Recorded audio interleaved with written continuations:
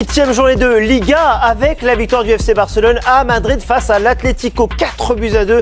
Les Catalans qui pourtant étaient menés 2-0 dans cette partie. On en parle de cette rencontre occupée de Leroy Cabella, Cédric Kanté et également Samuel Lobé qui est au Rieder Metropolitano. Avant d'évoquer tout ça, on va d'abord évoquer un but précis dans cette rencontre. Le 3e du Barça qui change tout dans cette partie, Leroy. Après 5 mois sans marquer, Yamal a bien choisi son moment pour retrouver le chemin défilé. On a peut-être vécu le tournant de la saison, Cédric, avec ce but de Yamal, avec le petit pourcentage de chance, avec cette frappe déviée par Renildo qui finit au fond le 3-2.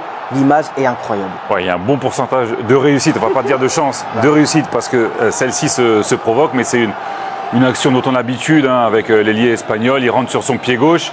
Ça manque de densité. En première mi-temps, il rencontrait toujours 2 ou 3 adversaires. Là, il élimine le Calaer et malheureusement le pauvre Renildo qui contre son ballon et qui prend à contre-pied son propre gardien en black. Ce but marqué par Lamine Yamal, cette réussite du Catalan, Samuel Lobé, on se pose presque une question, vous l'avez dit en débrief avec Lilian Gattum, vous le disiez, cette équipe elle va aller loin sans doute, je vais même aller plus loin, est-ce que c'est pas ça la chance du champion ? Si, ils ont une bonne tête de champion, mais ça on le disait avant même ce match, collectivement ils se trouvent facilement, les entrants amènent une nouvelle énergie. Effectivement, ils ont une stratégie assez simple, marquer un but de plus que l'adversaire, ils prennent des risques dans leur jeu, mais ça leur réussit.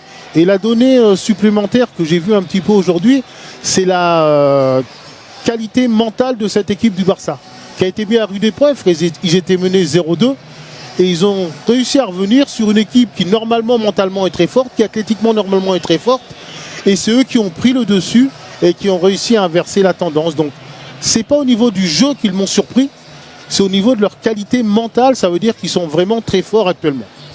Ces qualités-là, on va les voir à travers les buts, parce qu'une nouvelle fois, Leroy, l'Atlético menait 2-0 dans cette partie. Oui, ils avaient fait très très fort en première période avec un but qui, on pensait, avait lancé cette partie du côté de l'Atlético avec cette super passe d'Antoine Griezmann.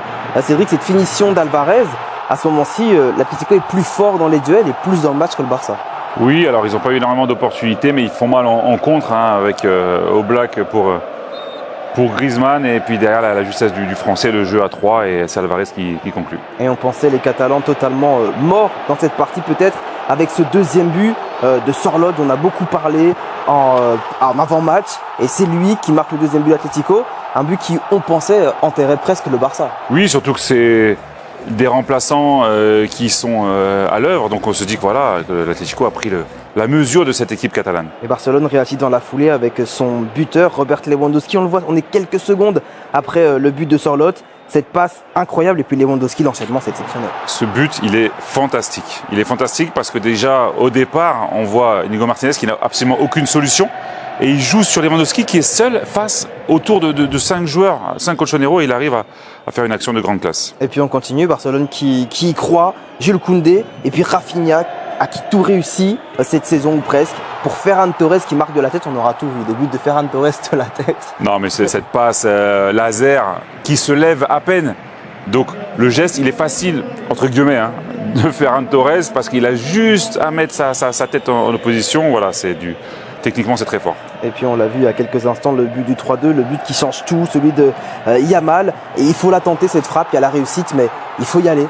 Ouais, cette défense de l'Atlético, elle était un peu basse à mon goût. Ça a permis à Yamal, au sortir de son dribble, de tenter la frappe. Renildo n'était pas très loin, mais pas assez près pour véritablement contrer ce ballon. Et parce qu'il n'était pas en réussite, Yamal, mais c'est encore lui qui essaye, du haut de ses 17 ans, d'aller chercher la victoire. Et il y arrive. Et puis, énorme boulot, encore une fois, de Rafinha. Vous voulez le souligner, Cédric, sur ce but de Ferran Torres. Ah, mais c'est un leader exceptionnel.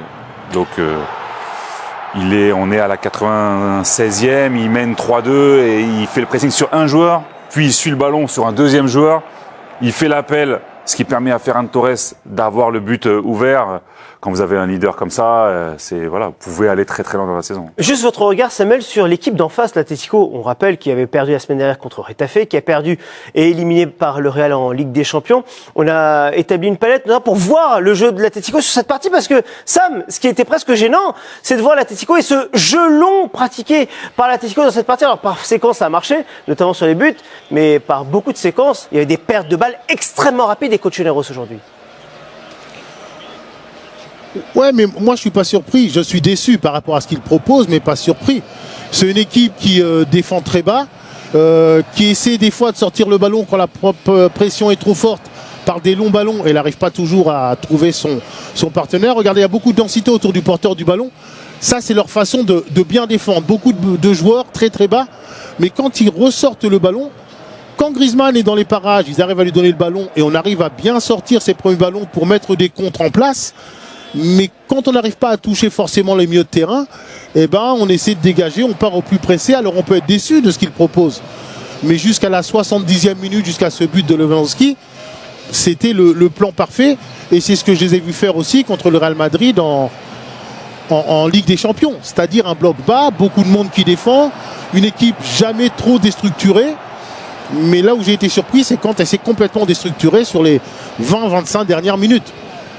C'est vrai d'être recroquevillé comme ça. L'Atlético l'a fait, ça a marché par séquence que par séquence, c'est vrai. Oui, alors eux aussi, hein, ils assument le fait d'avoir un déchet dans l'utilisation du ballon. Ils sont quand même suffisamment cliniques en attaque rapide pour avoir pu lutter pour le titre jusqu'à peut-être ce match. Donc cette méthode de Diego Simeone, elle était plutôt gagnante. Après, voilà, ça a des limites. Et puis la rentrée de Jiménez, elle n'a pas eu l'effet escompté. Au contraire, ils ont trop reculé et ça a créé des espaces. Et la victoire donc du Barça, 4-2 sur la pelouse de l'Atlético de Madrid. Point complet sur ce classement espagnol qui est précieux, notamment au tableau. Oui, avec une leçon très importante évidemment, c'est que le FC Barcelone prend la tête de la Liga, la différence de but particulière avec 60 points comme le Real Madrid et un match en moins joué face à Osasuna. On a certainement vécu le tournant de la saison en Liga. Vous le voyez juste derrière, l'Athletic Bilbao reste bien collé aux 3 premiers avec sa victoire face à Séville aujourd'hui. Le Betis aussi est là, 6e et vous le voyez, le FC Séville est 10e. En deuxième partie de tableau, Retafe est 11e juste devant la Real Sociedad. Et puis vous le voyez, les 3 derniers avec Leganés, Las Palmas et Real Valladolid. Merci Leroy, merci également à Samuel Aubé qui était avec nous en direct du Riader Metropolitano. Après cette victoire du Barça face à l'Atlético de Madrid, on vous retrouvera notamment dans la mi-temps en plus dans quelques instants sur Canal Plus Sport 1 pour débriefer cette Liga, mais également évoquer toute la Ligue 1, Bundesliga, Première Ligue et Arabie Saoudite avec Leroy et Cédric. Canal Plus Sport 1, à tout de suite.